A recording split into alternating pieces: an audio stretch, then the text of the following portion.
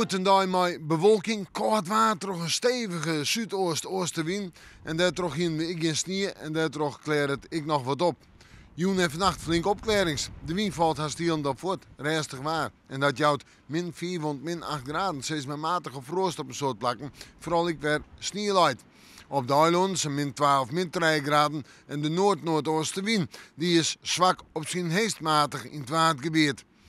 Natuurlijk, een waarschuwing vergelijkend. Beginnen we meneer ik mee. En monodai zinnen, maar letter meer bewolking.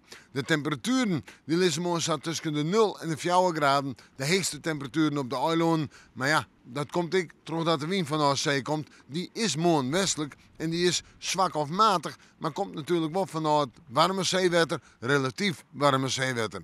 In de joentijd in de nacht rekt het hier en daar bewolkt en dan hebben we in de nacht kans op wat sneeuw, daarna wat ijzel en reën. En de temperaturen eerst nog om bij de min 12 of min 3 graden heen. S'nachts, hoge temperaturen betekenen reën, het wordt maar liefst 5 tot 8 graden. En de wind die zal stormig wezen. Krijgt 5 tot 6 op het vasteland, maar toch nog altijd zo'n zon of 8 in het kustgebied uit westelijke richting waait.